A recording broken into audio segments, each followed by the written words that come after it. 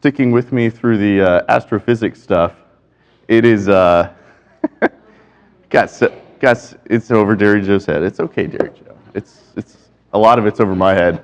It's really complicated stuff, and I hate that the astrophysics stuff kind of comes off as more of a lecture because it's just so complicated. It's not, that part of the lesson is not explicitly designed for Bible class because it's just, you don't get astrophysics in high school or college typically unless you sign up for that type of thing. It's really specific. That being said, it's one of those things that I think it's really, it points in a direction and it gives us additional evidence that we need to look at for finding God if you're going to try and find him from a science-based background. And, you know, the thing with the astrophysics is it's all really, really complicated. And so as an analogy, like if I built you a Lego house that could fit in the palm of my hand and I showed it to you, you know, like a 6-year-old does, you know, would you be impressed? And you're like, no, I could go build the Legos myself. If I built you the Taj Mahal, would you be impressed with that? Well, of course you would. But so to some degree, I have to explain the really cool, complicated thing to illustrate the genius of what God did versus dumbing it down so far, it just doesn't, it loses all of its amazing glory at that point. So thank you for sticking with me. The next 2 weeks are on microbiology. They're a lot more conductive to what a normal Bible class would be. And then we're going to spend a week or two disproving or taking to task a lot of the icons of evolution and showing them for what they actually show you and what they don't show you. So, all right.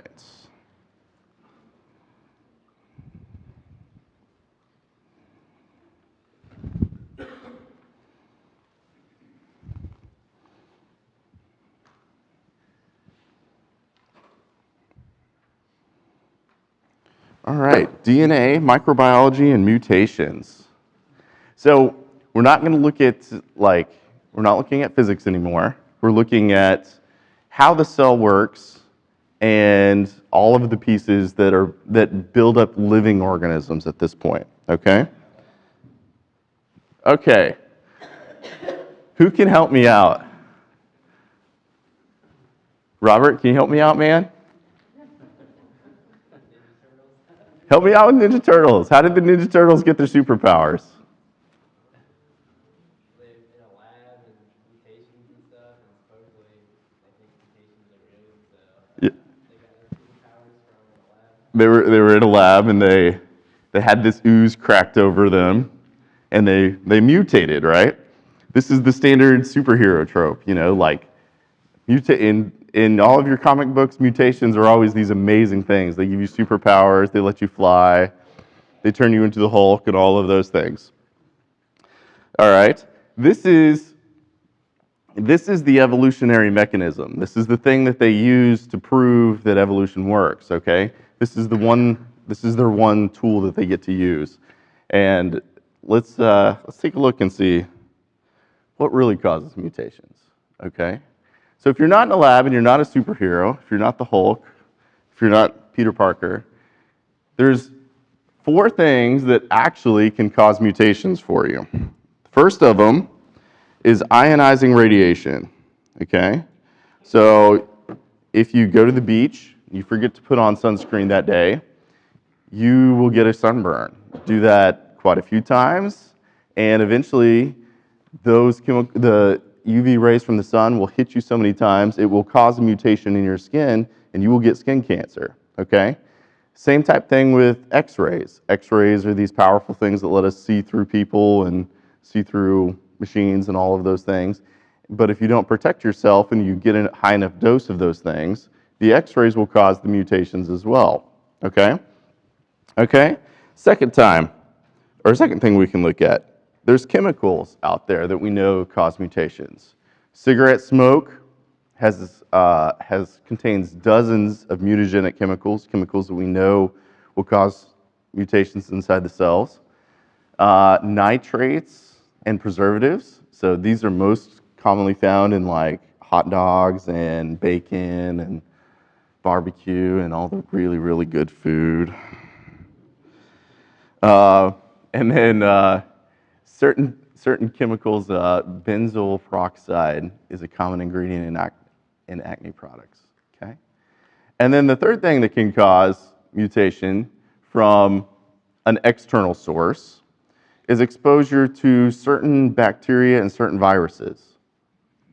So HPV is a STD, and the virus in there will cause a mutation inside your cell. Same thing with a lot of the bacteria that you get.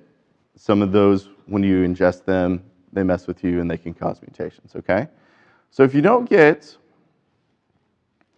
all of these, we understand are bad, okay? No one goes to the beach, gets sunburned 15 times, and then suddenly, gets smarter or gets better looking or whatever you want to say. The other thing is, the only other thing that causes mutations is there's a copying mistake during replication of the cell, okay? So let's take a look at that one, because the evolutionists, they're going to look at these things and they know that all of those three things are bad. No one says like, oh, well, if I smoke cigarettes, it's going to mutate my cells and I'm going to end up better off after that, okay? So they have to look at the copying mistake as their one option for having a mutation that does something beneficial to the organism, okay? Okay. We don't have to dive deep on this. It's just a real easy thing. So cell splits, or the cell splits across its helix, the DNA and the RNA, it makes a copy of each other. And then what happens sometimes is sometimes it doesn't copy exactly the way you would want it to, okay? Sometimes pieces get deleted, sometimes pieces get substituted, sometimes pieces get flipped, and sometimes pieces just get deleted in there, okay? Oops.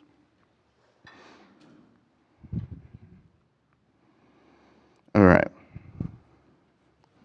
So the most common of these is called a point mutation, okay? A point mutation is when a single base pair is altered. So you're looking at the AGTC, and one of those things gets flipped, okay?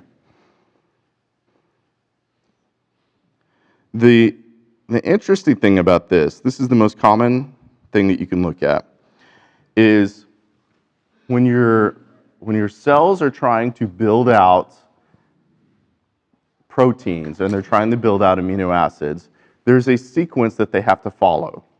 And if you look on the top, you can kind of see what it's trying to do. If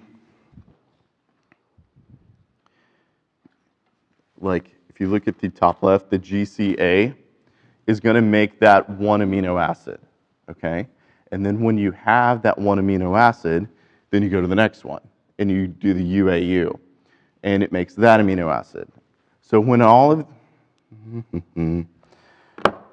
of these get in a row, and you have enough amino acids, the amino acids form into a web, which is what you got on the right, on the yellow thing, and it makes a protein. These proteins are responsible for almost everything that we have inside our body. And a lot of the proteins that we make are not constantly in our body. They get made based on specific situations, okay? So if there's a mistake in the protein code, okay, it can do one of two things. One, it can be benign. So in the case of the top one, it still makes that protein that it was trying to make. The second option that it can happen is it makes a missense mutation, okay? So it still continues to make a protein, but it makes a slightly different protein than the one that was called for by the cell. So if you look at the top right the shape of that protein is what it was calling for. And then if you go down, it actually made a differently designed protein. The third option is what's called a nonsense mutation. And it goes along and it keeps producing amino acids, and then it gets to the point where it hits a stop block. And it stops producing the protein in the middle of it. And it completely destroys it. So, are these good, bad, or neutral? Because, like, this all matters. We have to, like, if this is the evolutionary, mechanism that we're looking at. So, of these, the one that's on top that continued to produce, that's called a synonymous mutation, where it still made the protein that it was expected to produce. The other two cases where it made something that it wasn't expecting to produce, or it stopped it, kills that in the middle of it. Those mutations are always bad. This is a study, it was done by the University of Michigan just this year. They were looking at yeast bacteria, and they were looking at the synonymous mutations. So they were looking at those mutations that are supposed to be benign. They were looking at the ones where it still made the protein that it was expected to produce. And then they followed the little cell throughout its lifetime. And what they actually found out was that almost 76% of those mutations that were supposed to have no effect were significantly harmful to the organism. So 76% of those mutations, which they thought did nothing to the organism, when they tracked the organism throughout its life cycle, which is very short because it's yeast, ended up being significantly harmful. Only 1.3% of the benign mutations, the ones that still make the protein, were considered beneficial to that organism. So, on average, a third of the mutations are this synonymous type, where it makes the protein as expected. So 2/3 of these things are immediately harmful to the organism no matter what. It either produces something that it didn't need at that point, or it just stops producing that protein altogether. And then of the 1/3 that is left, you only have a tiny sliver that actually ended up benefiting the organism. Only 1.3% of those were beneficial. Okay? Why is this the case?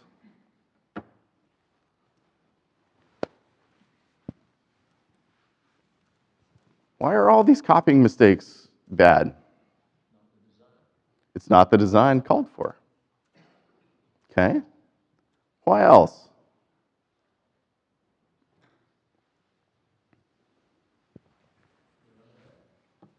What? They are bad. Roger, you got a mic coming to you. Well, I think one of the rules that we learned from the studies of the universe was that things tend to decay as opposed to enhance. Yeah, absolutely. Yeah, good point, Roger. All right. So let's take a look at this. I'm going to do a point mutation on a book. Okay? Contains information. We use it to tell stories. You could think, instead of a book, you could think of this like a recipe. What if I did a point mutation on a recipe? Okay? In a hole in the ground, there lived a hobbit. In a hole in the ground, there lived a hobbit. In a dole, in a hole. Like, if I change the first letter of the word hole to one of the other letters in the alphabet, maybe it's goal or Joel or Noel, what you've done is you've mutated that one little letter. Now, we're intelligent organisms. We can look at it and we can say, well, someone made a spelling error. Someone didn't proofread their book very well before they sent it to the publisher. But if you're you know, if you're a cell and you don't have the ability to look through that and say, oh, well, I know what it should have been, and we can continue with the story as we had it written, then the story doesn't make sense anymore. So think about this like a recipe. What if I got to mutate a little bit of your recipe for Thanksgiving coming up? And instead of chicken broth, I gave you sriracha sauce. It's close enough, right? It's got liquid in it, it's got spices, you know. Or if I took one of your spices that you were expecting to put into your turkey and I gave you something else. You know, you wanted thyme inside of your turkey, but I gave you nutmeg. Or I gave you, you know, bay leaves or whatever else. Or maybe I just gave you the wrong amounts of those ingredients. You know, you needed 2 cups of it, but I gave you a cup and a half. If you let me mutate your recipe long enough, it's going to be unedible. If you let me mutate your book long enough, the story is going to become illegible. Like you won't be able to read through it and get any information out of it. The exact same thing is happening when you mutate a cell. All of these things, all of these random changes that you're introducing to the mechanism are deleting information. They're not adding information to this. Who here writes computer code? No, Sean. Tell me what happens if I get to change a couple letters in a piece of computer code. The program crashes. Does not complete. How much of your computer code would I be allowed to change before it crashed? Not even one character. Yeah, that's exactly right. All of these things, all of those things are incredibly specific in terms of what they are trying to accomplish. And if you take out the what coders call the comment code, which is just it's sentences that they insert in there that are not read by the computer so that you can read what you're doing. It'll say like this section of code sets up the program. This section of code, you know, adds a paragraph. This section of code does this. If I take those out and I just give you the piece that the computer can read, you can't mess with a single character without it almost always crashing the program. And so the computer code that we use is relatively simple compared to the computer code that the DNA uses. If you think about binary is either ones or zeros, okay? The computer code that a cell uses has 4 options every time instead of 2. And it is immensely complex in terms of its ability to convey information. So here is the molecular computer code. This is an actual piece of DNA that's strung between 2 microscopic screws. And if you zoom in a little bit, you can just make out the twisting helix of the thing as it goes through. Like, and you get the normal pattern that you're used to. You see that? Okay. How much information is in DNA?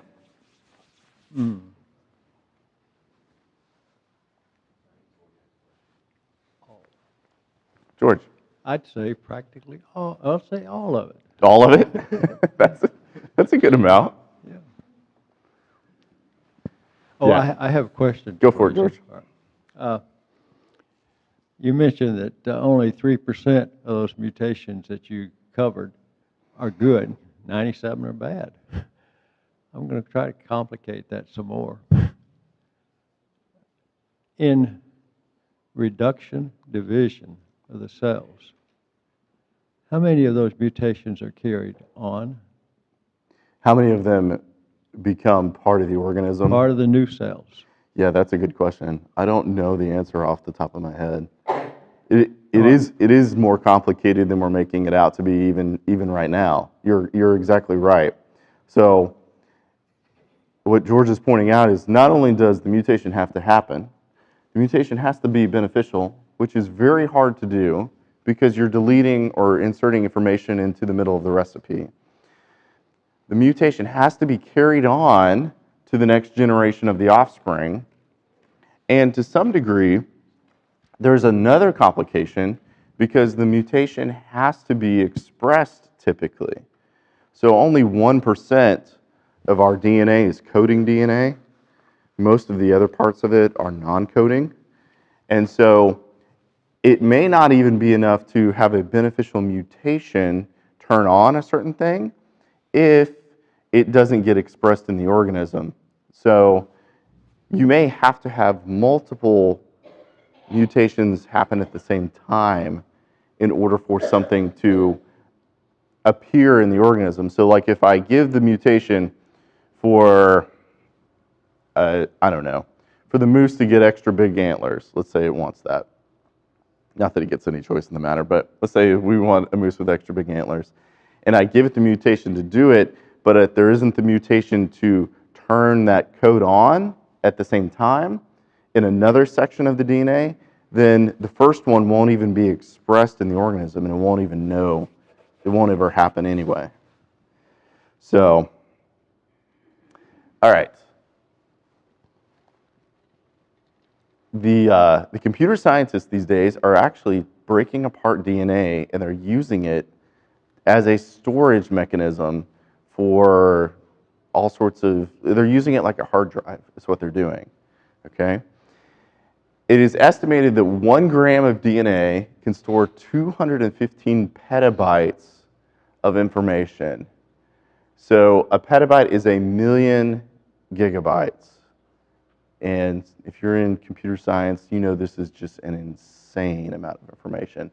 For reference, that's 1 gram of sugar. It's a tiny, tiny, tiny, tiny amount. If you have 1 gram of DNA, you can store every single piece of information that Apple has inside all of its server farms. They have 11 of these facilities, these giant warehouses that are full of all of these server farms. And they store every single piece of information that Apple has, like all your photos that you've uploaded to the cloud, all of the apps that are in the App Store, anything that you've downloaded to your phone, it's pretty much in one of these computer banks.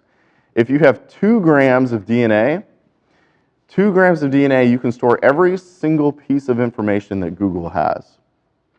Every video on YouTube, every web search, every book that they've downloaded and scraped, every image that they've uploaded to Google. Anything that's on Google, if you have 2 grams of DNA, you could store every single piece of that information. If you had an average sized room full of DNA storage, so like an 8 by 10 size room, you could store every bit of human information ever produced since the dawn of time. It's that incredibly complex. It's that incredibly dense of a storage medium. Every picture, every book, every newspaper, every drawing, all of it. Okay. Well, but couldn't 1,000,000 typewriting monkeys randomly create Shakespeare? This is the typically thing that you have. Well, if we have enough mutations, though, eventually a couple of them have to be right. The issue is that it just doesn't work out that way. So I had a really neat conversation with Darren Stutz the other day when we were doing Church Eat Church. He said, he goes, I know, as a mechanic, if I get a box full of car parts, even a really big box, I can't shake the box long enough and then end up with a car on the other end, which is exactly right.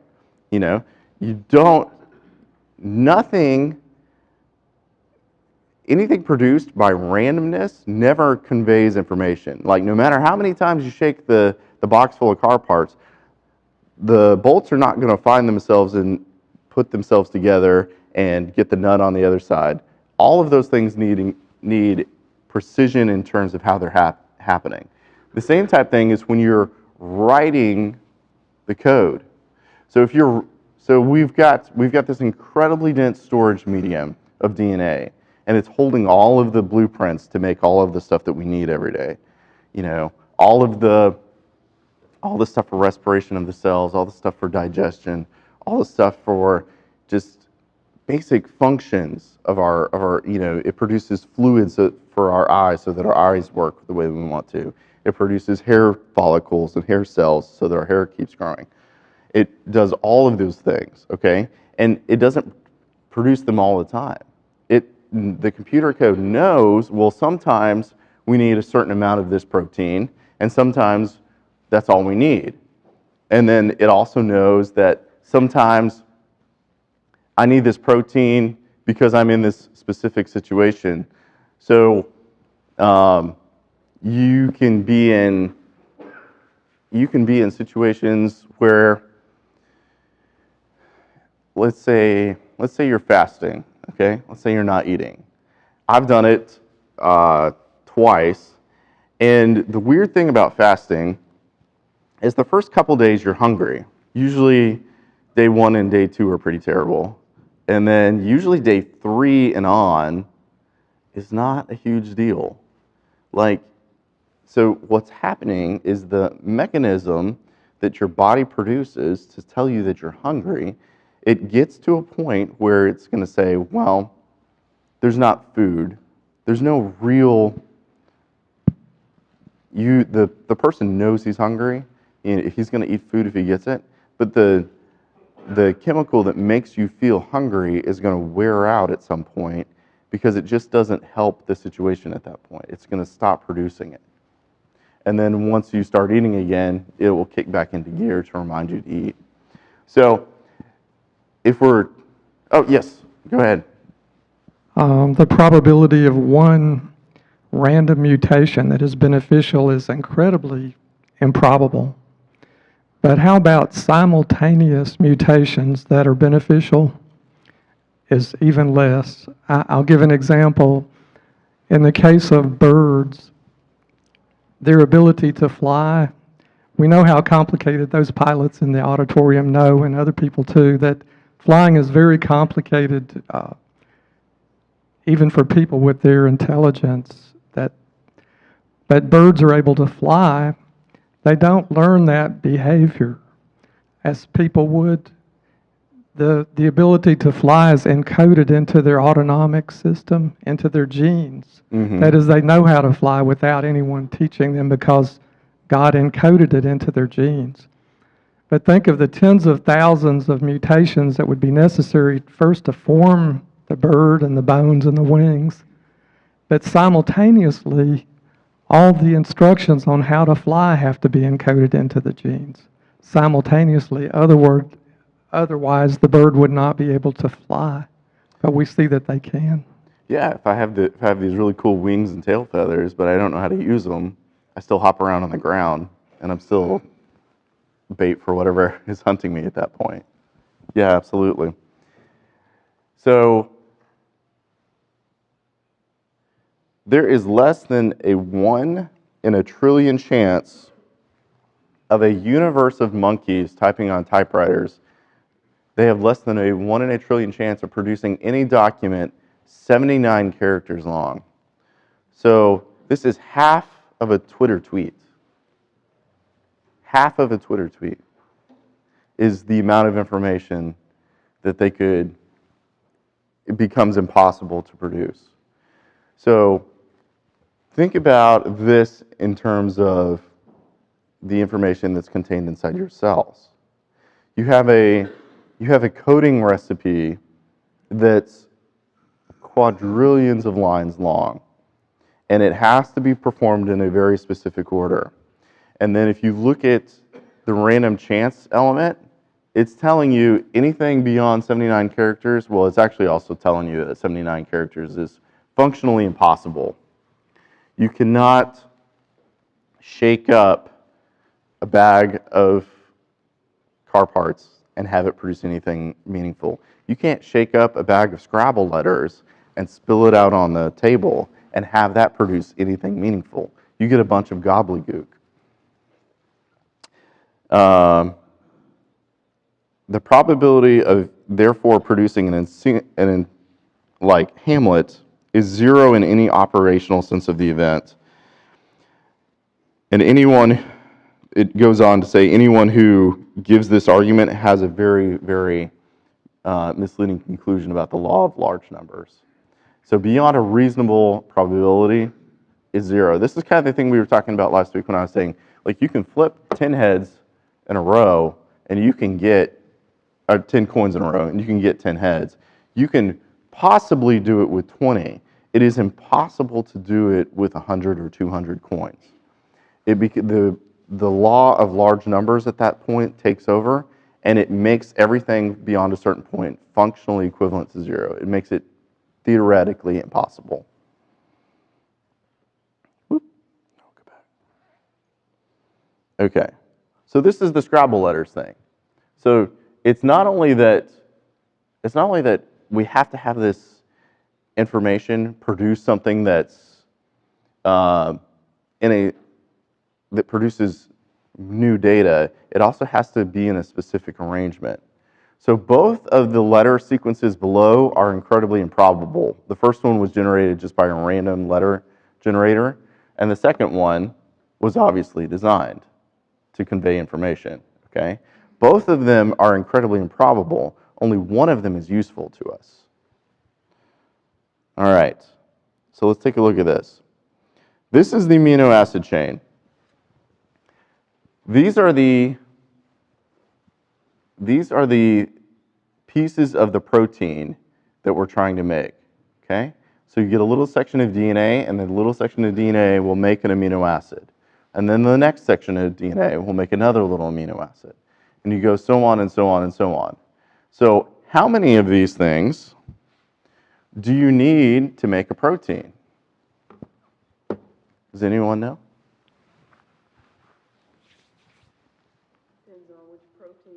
It depends on which protein you're making. That's exactly right. Can you give us a guess, Ms. Linda? I'll just pick one, 100,000. 100,000, okay, yeah. So, in general, there is no set number of amino acids needed to make a protein, okay?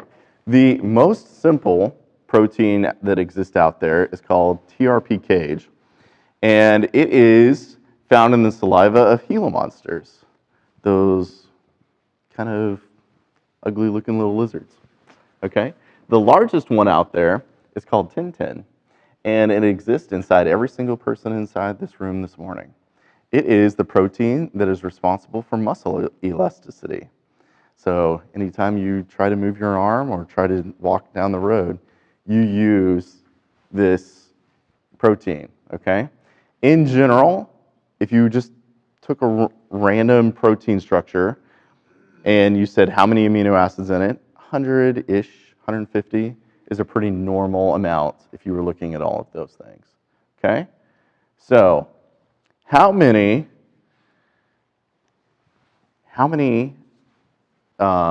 chances do we get to crack open this lock?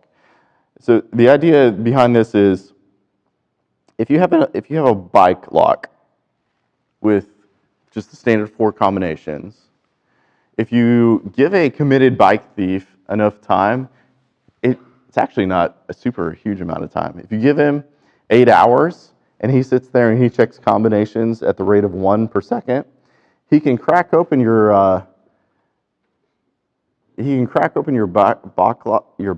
bike lock with more than a 54% chance after 15 hours. So if he's a really committed bike thief, if he's got 15 hours to sit there and mess with the bike lock and nobody stops him or throws him in jail, after 15 hours, it's more likely than not that he will actually end up succeeding in cracking open the lock, okay? What if we did a slightly better bike lock? Okay, so now instead of 4 digits, he has to get 14 digits in a row. So now instead of spending 1, very boring, very wasted day and getting about a 50-50 chance of cracking open the bike lock. He now has to spend his entire life devoted to the task, and he has less than a 1% chance of doing it if you have a 14-digit thing. That's what the informational complexity does to this problem. The more locks that you have to crack in a row, the more dials that you have to get right, the harder the problem becomes. And it doesn't just become harder on a linear path, it becomes harder exponentially. So if you think about this, we're not talking, if we're trying to make the average amino acid chain and form it into a protein, we're trying to not do 14 combinations, we're trying to do 150 of these things. 150 in the row.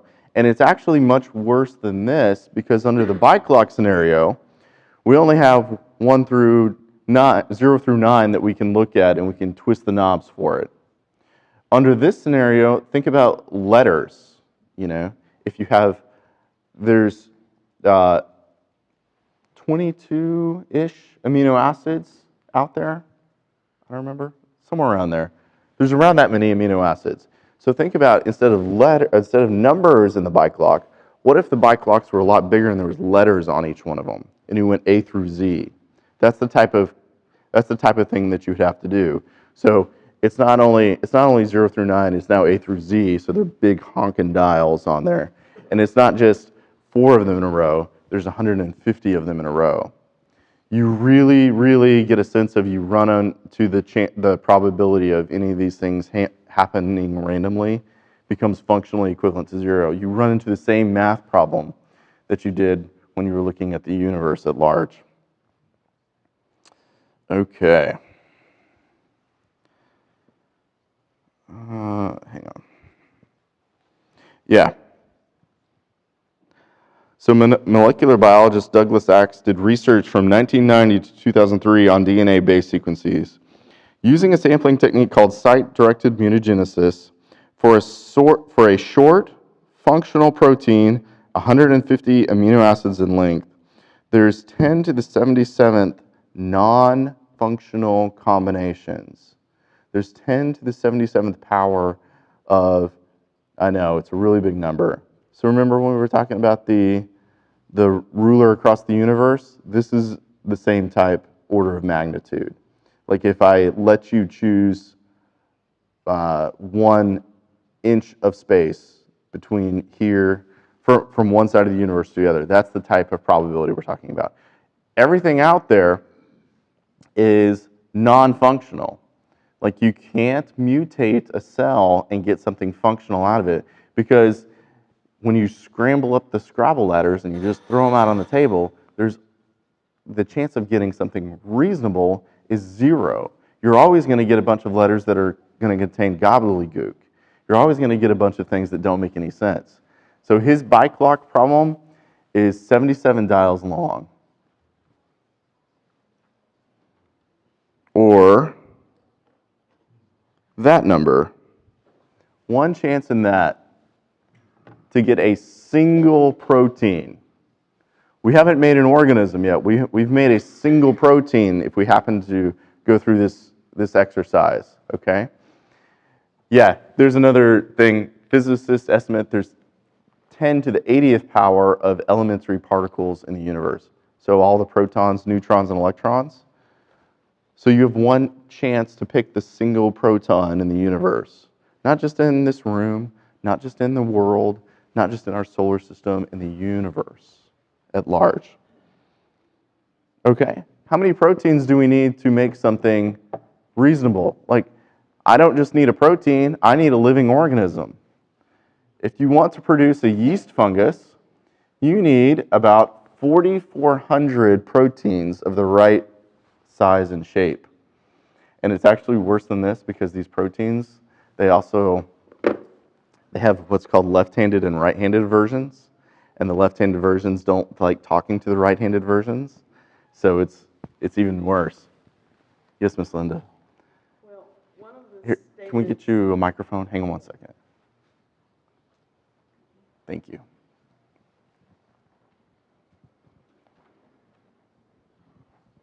One of the statements that I would make in my clinical nutrition courses and in the chemistry courses was the probability of one step in a DNA chain or one step in the Krebs cycle being random was so small that you couldn't accept it. So I didn't get fired for that one. But in Psalm 139, it says, verse 6, such knowledge is too wonderful for me. It is high, I cannot attain it. In verse 12, it kind of goes back to what you were talking about in other weeks, but it ties it all together. Even the darkness is not dark to you. The night is as bright as the day, for darkness is as light with you. And here we get to the DNA and amino acids. For you formed my inward parts. You knitted me together in my mother's womb. I praise you, for I am fearfully and wonderfully made. Wonderful are your works. My soul knows it very well. And so in verse 17 it says, how precious to me are your thoughts, O God. How vast is the sum of them. If I would count them, they are more than the sand. I am awake and I am still with you. And that's the way I look at DNA. Yeah, absolutely. Yeah, you really run into the math problem. It just everywhere you go when you're trying to look at how the universe got here, the math becomes untenable in almost every single situation. So if you want a mouse brain, it's 13,000 proteins of the right size and shape. If you want a human heart, it's 11,000 proteins. But a human heart doesn't really get you very far unless it's got all the other things to go along with it. So that's just enough for one organ. If you want a human body, it's 80,000 to 400,000 proteins that are the right size and the right shape. And each one of those individual proteins has the chance of being assembled randomly as you picking out a single atom in the universe. So it is just absolutely, completely impossible. Yes, sir. It strikes me that in all these astronomical numbers, we're still only talking about physical, fleshy things. Right. Where we haven't even touched on things like the soul, where we haven't touched on the eternal parts of us. Yeah. And the makeup, if you will, of things that we can't see, measure, or touch. Absolutely. That's the really astounding bit. Tell me why, when I mix together all of these amino acids and proteins, that you get an organism that knows it's alive. You know, we're not just the sum of our parts. I can take and I can give you a cell and I can put it in saline water and I can give you, so it's a living organism, and then I can take a needle and poke the side and it'll all spill out there. You've got all the parts to build a functional cell, but you can't put it back together again. Like, once the soul leaves the body for a very, very short amount of time, assuming you don't get, miraculously, brought back to life, like, there's no fixing that. Like, everything is there just as it was 60 seconds ago, but the person is not there anymore. It's not just that we're just the sum of our parts. There's also the soul that's breathed into all of these organisms, all of these, not soul in terms of animals, but the animals have life and they know of consciousness and they know that they're alive. And so why is it the case that if we were just randomly combined, why would we be alive? Why would we understand that we have consciousness? Why is that the case? There's no good explanation for any of those things. Exactly. Thank you so much. I appreciate all your comments today.